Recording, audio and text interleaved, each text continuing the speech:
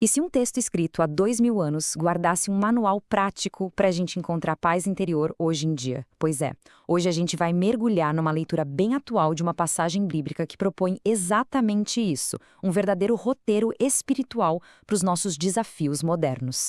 Para a gente começar, olha só que imagem forte.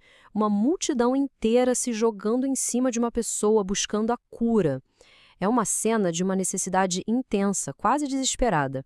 E essa energia toda já nos coloca bem no centro da história. Então, vamos entender o cenário. Jesus se retira para a beira do mar, mas não adianta, uma multidão enorme, vinda de todos os cantos, segue atrás dele. E o que movia essa gente toda?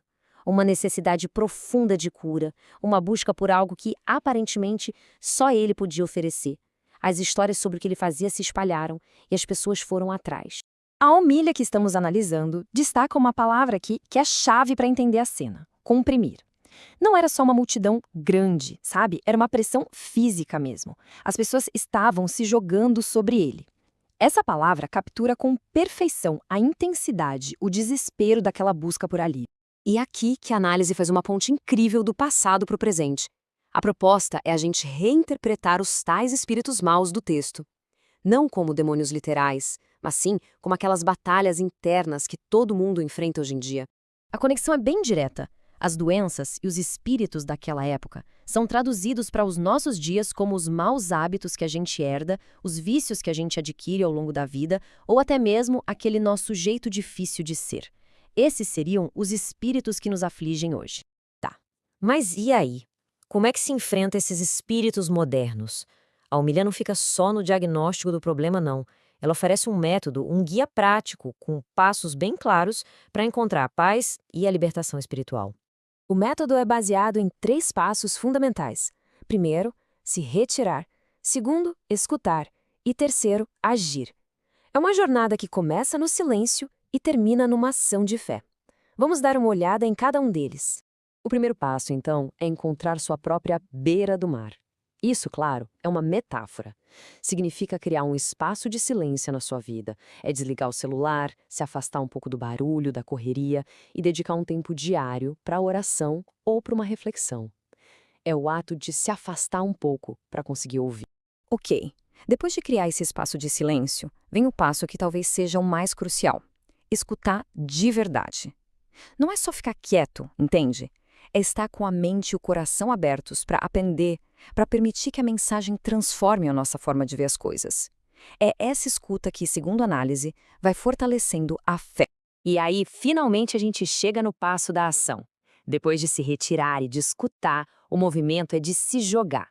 É um ato de fé que se manifesta de forma bem concreta na oração, na busca pela palavra e de um jeito todo especial na comunidade. É a consequência natural dos 2 primeiros passos. A homilha também aponta que essa jornada espiritual toda tem um clímax, sabe? Um momento em que esse encontro se torna mais real, mais palpável e poderoso. E esse momento seria a Eucaristia. A Eucaristia é descrita como esse momento máximo de conexão. É aquele instante em que se pode comprimir, tocar, falar, pedir e clamar. Basicamente, é a oportunidade de um encontro direto, sem filtros. Só que aí vem uma crítica bem dura na análise. Um contraste entre o potencial gigantesco desse momento e os nossos comportamentos mais comuns. Ficar criticando quem está do lado, se preocupar com a garrafinha de água, ter pressa para ir embora. São todas as maneiras como muitas vezes a gente joga fora a chance de um encontro verdadeiro. E isso tudo nos leva à grande mensagem final dessa análise, a conclusão poderosa sobre o efeito real de estar na presença do divino. A homilha cria um suspense bem interessante aqui, porque o texto diz que os espíritos gritavam: "Tu és o Filho de Deus". Mas a análise aponta para uma outra coisa que acontecia, algo mais sutil e ao mesmo tempo muito mais poderoso. E aqui está a frase que na homilia é o centro de tudo. O ponto crucial é este: ao verem Jesus, os espíritos maus simplesmente caíam. Eles não eram derrotados numa discussão ou com uma ordem. A mera presença de Jesus fazia com que eles desmoronassem. A negatividade entra em colapso diante da presença. E assim a análise nos deixa com essa pergunta para a gente refletir. Se a simples presença de Jesus fazia os espíritos maus caírem, o que poderia desmoronar na vida de uma pessoa? Que vícios, que maus hábitos, que naturezas difíceis se ela conseguisse estar verdadeiramente presente.